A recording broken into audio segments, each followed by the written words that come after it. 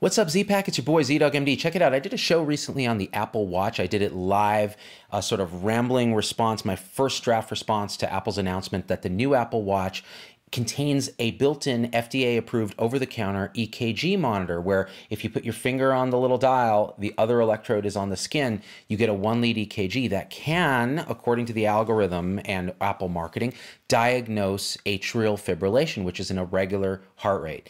Now, at the time I talked about the pros and cons of this, I want to get just briefly into that again in a bite-sized shareable way.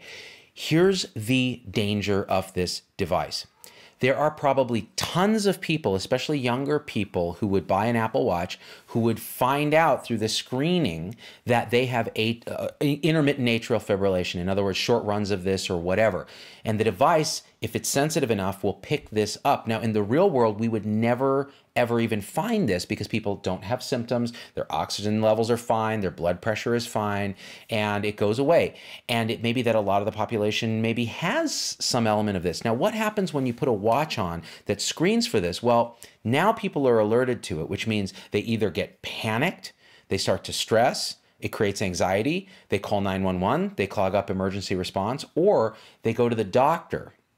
At which point now medical legally, because we don't have enough data to say, oh, we can just ignore this. We need to kind of look at it, and we're worried that we're going to get sued if we don't. And we're paid to do things to people in a fee-for-service system. What's going to happen?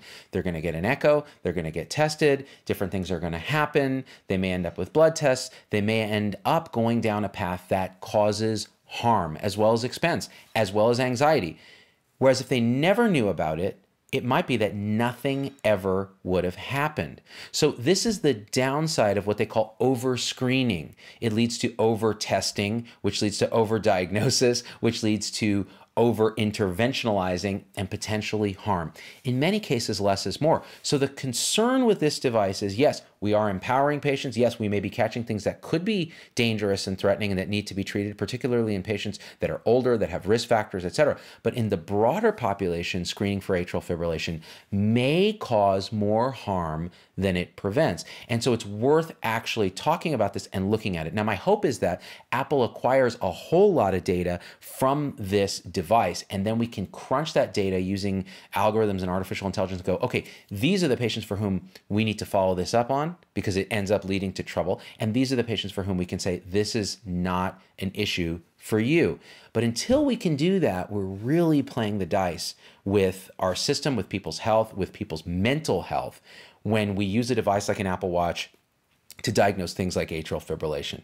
Now, when it's diagnosing falls, which is another thing it's claiming to be able to do, a hard fall, well, that's a different subject and we can talk about that another time. But when it comes to atrial fibrillation, the dangers are overdiagnosis, overscreening, overtesting, false positives that then gum up our medical system even more, generate costs, gum up our emergency response system, and gum up our minds when patients start to freak out. We're all about patient empowerment, but it has to be with an evidence base that says that this is going to be useful. My hope is it evolves over time, and it is.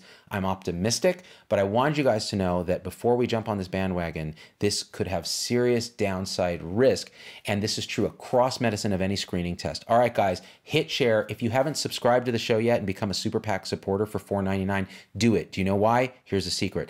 Pretty soon we're going to try to offer CME credits for free using videos for subscribers only, and CME and CEU for nurses, doctors, etc. So that might be a really good use of your hospital's CME budget to subscribe to our show, get cool exclusive content, help us do what we do, which is give you guys a voice and have a movement, and also get CME. So if that's interesting to you, leave a comment below, hit share, and we out. Peace.